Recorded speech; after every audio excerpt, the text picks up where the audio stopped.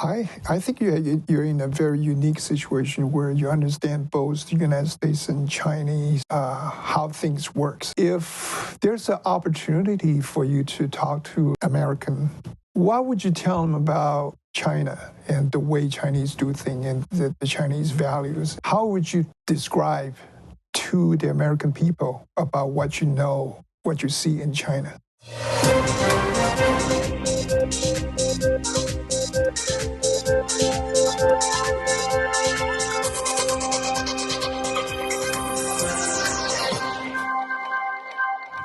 Do you think they didn't ask you to do that is because of you or because they don't? What is your opinion on that?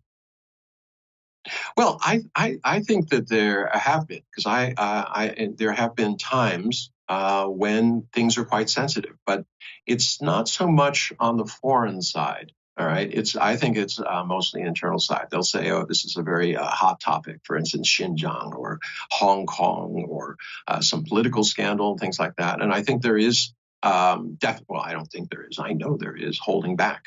But that's on the Chinese side. And on the European, on the foreigner side, I have not seen it. Although on 2 occasions I did, somebody said to me, well, somebody came up to me. They said, well, who was it? Was it somebody at the top of the chain or was it somebody lower down? And they said, well, actually it was somebody lower down.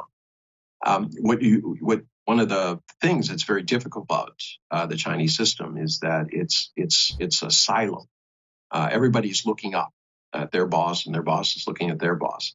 You think it's self-imposed? Well, not self-imposed. They're trying to guess what the big boss would like. All right. So they, at different levels, they come up with fairly odd things sometimes in terms of what they believe the big boss would want.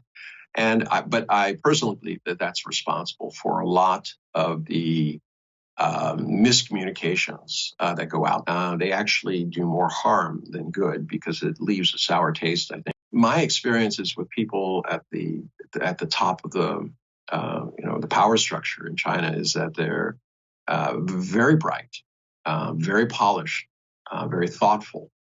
They're not like a lot of the politicians I've met in the United States or even in Europe. It's not about what's happening. How do I respond? Let's make something up. They're completely on the other side, which is one of the reasons that I think there's a great difficulty between China and the rest of the world, because the Chinese politicians take everything they do very seriously. It's a result of hundreds of thousands, if not millions, of man hours of thinking. Everything is checked, double-checked, rechecked, checked again. And then it has to go through the mill of different people's opinions and things like that. It has to be harmonized. And this is just the process they use. So it can be very, very, very difficult. So just saying that they come at it from different perspectives, it does affect how people do it. And I think there's, to a certain extent, self-censorship. And this is one of the things that I have to really deal with internally. Am I self-censoring? I appear on most of all of on every single sensitive issue. I've been asked to make comments, whether it's Xinjiang or Hong Kong, Tibet, Taiwan, South China Seas,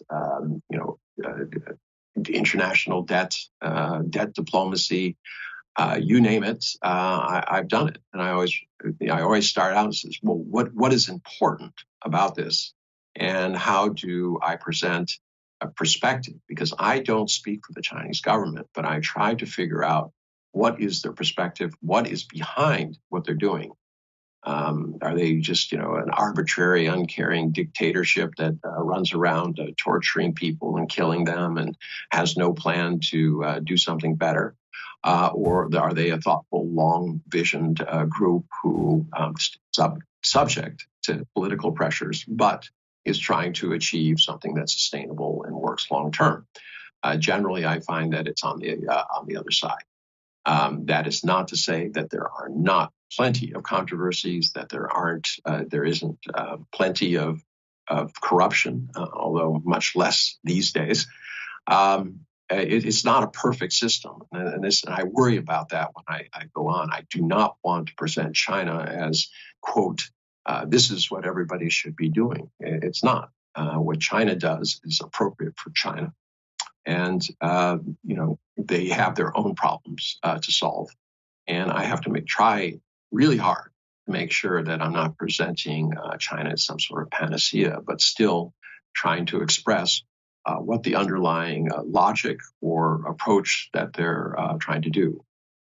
I just thought of something. Have you been invited to RT? Yes, I've done probably in total 5 or 6 shows over the years.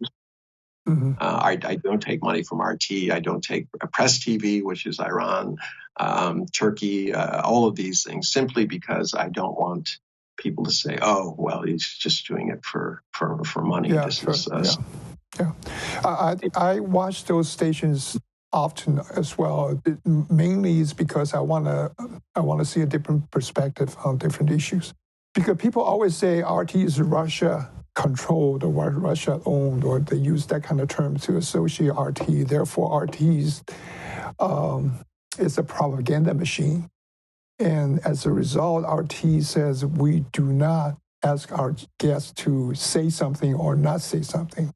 On the other side, there's a lot of news came out that those big TV networks in the United States, they fired people for saying the wrong thing.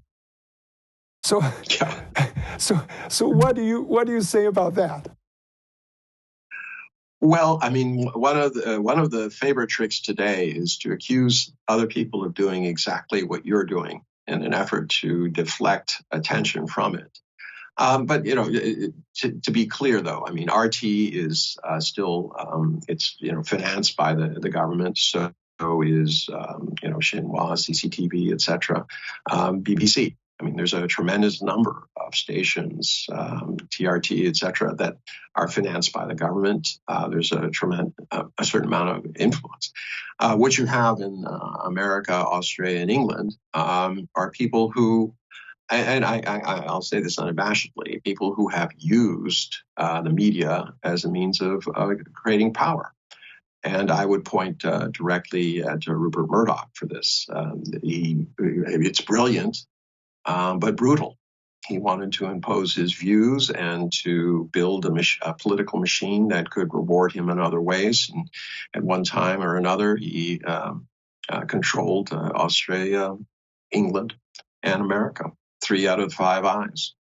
And the politicians were absolutely either sycophantically cozying up to him, or trying to anticipate what he wanted, or seeing him as the enemy. Putting that kind of power in one person's hand, who has a very, very, kind of his own Machiavellian view on things, I think has been a tremendous disservice. So American, along with any other commercial television, they have a couple of dangers. One, they're always going to respond to what's popular. They're trying to get as much, viewership as possible. It seems to be pulling not only apart from any kind of journalistic integrity, but also it's leading people astray. It's hardening the kind of polarization that has occurred in the United States and elsewhere. This is not a particular problem to the U.S. You see it in Europe, in England, in Brazil, almost everywhere where, the power of the press can, in fact, determine who is going to be in power. Yeah, absolutely. You mentioned you came to China in 2008. No. I started living in China about 2005. The end 2005. Okay, 2005. Yeah. Since that time, what are the most positive or negative experiences you have that contradict to your opinion or your impression on China before you arrived? Yeah, in terms of negative things, I mean, there are a number of incidences where, people walking down the street it was odd. There was no queuing. All right. So if there was something that people wanted, there's just be this mass rush and elbowing. And I was subject to that a number of times, even in the subways and things like that. People would be sometimes very, very aggressive. Not all, just a few. But there was a kind of, I have to get mine, and this type of thing. And it was not very pleasant. I also experienced what I call Shaolin Daos. These are the small leaders. I would go out on trips. I was previously chairman of the Wisconsin International Trade Council. So I was reporting to the legislature and the governor about trade issues. China was obviously very big in terms of our target. I came here a number of times. But that led to me going out to, very strange small places. It was very good in terms of seeing the local environment. But these small leaders, from village, county, town, city level, many of them were just horrible. They would show up wearing expensive watches. They were paid equivalent of 1,500 to 3,000 kwai a month, yet they're wearing $150,000 U.S. gold watch. Not U.S. I should say. It would be French or Swiss, U.S. dollar value though. And they'd be very arrogant. And I looked at that and I said, this country has maybe achieved a lot, but these people are going to bring it down. And that was, especially in some of the early years, I was very, very, very disappointed by some of the people that I met. But the counterbalance to that, what was positive, was seeing the amount of planning that was going in, meeting people at the upper levels of corporations, also in the government, talking to them about how they were planning and the quality of their thinking and, what process they were following. And then, this kind of, effort to get rid of corruption in the system that started in about 2013. Prior to that, it had been a thing where, the leader would come in and he'd, as they say in China, kill a chicken to scare the monkeys. But it would often be very limited. Sometimes it was questionable as to whether it was based on politics. But it really wasn't reaching deep down to the problems. And I had heard, in villages, they had tried to have a limited democracy, and all it had ended up being is that, whoever was the biggest clan and could muster the most amount of votes would win and basically take everything. And that wasn't good. So there was corruption at a number of levels. And I was very impressed that starting in 2013, they started doing something about it. People started following flies, the small leaders, and also the tigers, the big leaders. And people say, oh, it's all politics. It's just, clearing the ranks for his own people or something like that. It's nonsense. There have been people who have risen under the current leadership who have been dealt with extremely harshly. There was a red line that was laid down, and they did it. So that's on one side. But the planning and the ability to create cities as engine blocks that really power the country, the thinking that went into industrial clustering. One of the reasons now, despite the fact that land and development costs and labor costs and even energy is higher than it used to be, and there are attractive alternatives if you go to Indonesia, etc., is that the companies go, but they come back. Why? Because in the areas that they had their businesses, they could literally do everything they need. There's no time delay. There's no problem with the poor logistics. And I give you an example in Kunshan. At the time that I was writing the book there, about, 2/3 of all the world's laptops were being produced there. And I said, well, why here? Economies of scale, that's one thing. But, why are all the companies here? I mean, I could, just, be anywhere and just send you my designs and things like that, or work with you.